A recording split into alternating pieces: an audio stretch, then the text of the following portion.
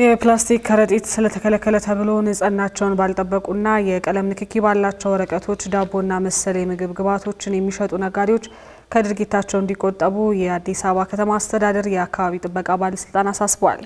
ባለስልጣኑ ይህንን ያሳሰበው የወረቀትና ሌሎችም ተኪ ምርት ከሚያመርቱ ድርጅቶችና ባለድርሻ አካላት ጋር በተካሄደው የውይይት መድረክ ላይ ሲሆን ይህንኑ ተላልፈው የሚገኙ ነጋዴዎች በሕግ ተጠያቂ እንደሚደረጉም ነው የተነገረው። በተጨማሪም በመድረኩ የማምረቻ ጥሬ ዕቃዎች ዋጋ መጨመርና የማምረቻ ቦታ እጦት የምርቱን ዋጋ እያስወደደው ስለመሆኑም ተነግሯል። መድረኩን የተከታተለችው ህይወት በሰዓቱ ተጨማሪ ዝርዝር ዘገባ አላት። ብሩክ አስቀናው እንደሚከተለው ያቀርበዋል። የፕላስቲክ ከረጢት ስለተከለከለ ተብሎ ንጽህናቸውን ባልጠበቁና የቀለም ንክኪ ባላቸው ወረቀቶች ዳቦና መሰል የምግብ ግብዓቶችን የሚሸጡ ነጋዴዎች ከድርጊታቸው እንዲቆጠቡ የአዲስ አበባ ከተማ አስተዳደር የአካባቢ ጥበቃ ባለስልጣን አሳስቧል። ባለስልጣኑ ይህንኑ ያስታወቀው የወረቀትና ሌሎች ተኪ ምርት ከሚያመርቱ ድርጅቶችና ባለድርሻ አካላት ጋር ዛሬ ባካሄደው የውይይት መድረክ ላይ ሲሆን ይህንኑ ተላልፈው የሚገኙ ነጋዴዎች በሕግ ተጠያቂ እንደሚደረጉም ተነግሯል። በመድረኩም አምራች ተቋማትና ባለድርሻ አካላት በተኪ ዕቃዎች የዋጋ ውድነትና በዘርፉ ባሉ ተግዳሮቶች ዙሪያ ውይይት ተደርጎባቸዋል። ፕላስቲክ ተኪ ከረጢትን የማምረቻ ጥሬ ዕቃዎች ዋጋ ከእጥፍ በላይ መጨመሩና የማምረቻ ቦታ እጦት የምርቱን ዋጋ እያስወደደው መሆኑም ተገልጿል። በመድረኩ በተደጋጋሚ ከተነሱ ጥያቄዎች መካከል የማምረቻ ቦታ እጥረት፣ የጥሬ ዕቃ ዋጋ መጨመርና የምርት ጥራትን የተመለከቱ ይገኙበታል። ከጠየቅናቸው ጥያቄዎች ምንድነው? እኛ አሁን ፋብሪካ ኖሮ ነው የምንሰራ ያለ ነው።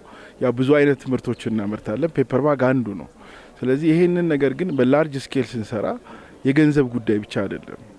በአብዛኛው ሁላችንም ስናየው የገንዘብ ይመስለናል ወይም ደግሞ ማርኬቱ ስላለ ሳይሆን በብዛት መመለስ ያለበት ጥያቄ ስለሆነ እዛ ላይ ደግሞ የጥሬ ዕቃው አቅርቦት፣ የመስሪያ ሁኔታ፣ የፕሮዳክሽን የምናመርትበት በብዛት ለማምረት ያለን ጥያቄና የስታንዳርድ ጉዳዮችን ጥያቄ አንስተናል።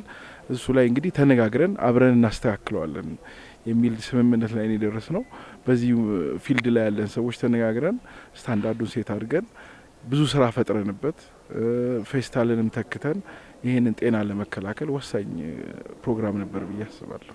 የማምረቻ ቦታን በተመለከተ ለተነሳው ጥያቄ ባለስልጣን መስሪያ ቤቱ በሰጠው ምላሽ አምራች ድርጅቶች በማምረቻ አካባቢያቸው ተደራጅተው ማህበር በማቋቋም ለሚመለከተው አካል የቦታ ጥያቄያቸውን ማቅረብ እንዳለባቸው ነው የተገለጸው። ጥራታቸውን ያልጠበቁና ከአንድ ቀን በላይ ግልጋሎት የማይሰጡ ከፕላስቲክ ነጻ ከረጢቶችን ማምረት ተገቢ እንዳልሆነ የተናገሩት የከተማዋ አካባቢ ጥበቃ ባለስልጣን የአካባቢ ሕግ ተከባሪነት ዳይሬክተር ለሜሳ ጉደታ በቅርቡ የተኪ ምርቶች የጥራት ስታንዳርድ እንደሚወጣም ነግረውናል። ማንዴቶች አሉ። እኛ አካባቢ እንዳይበከል ነው የምንሰራው። ስለዚህ የፕላስቲክ ባጎችን በነን ፕላስቲክ ባጎች እንዲተኩ ማድረግ ነው። እንደዛ ሲል ነን ፕላስቲክ ባግ ጥራቱን ያልጠበቀ አንድ ጊዜ ብቻ ተጠቅመን የምንጥለው አይነት እንዲያመርቱ አይደለም። ግን የጥራት ስታንዳርድ ይወጣል።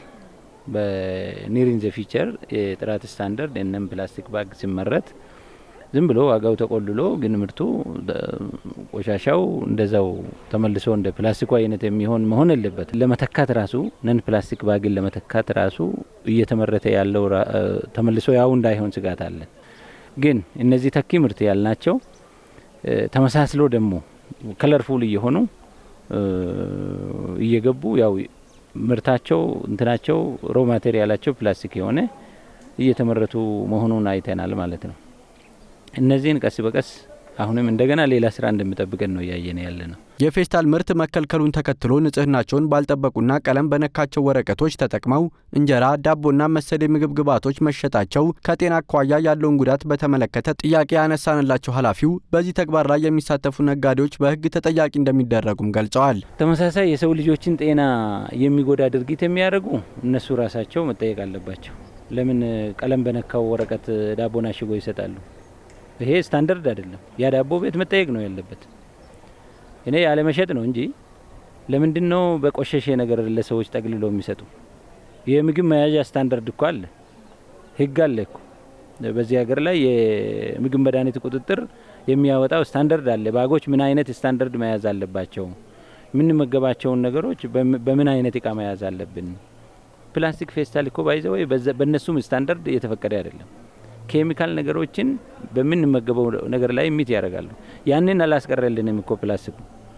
እንደውም ከዛ ለመውጣት ነው አንዱ እና ወረቀቶችን በቆሸሸ ወረቀት በምናምን የሚያረጉ ከሆነ ያ እንደዛ የሚያረግ ዳቦ ቤት መጠየቅ አለበት ነው።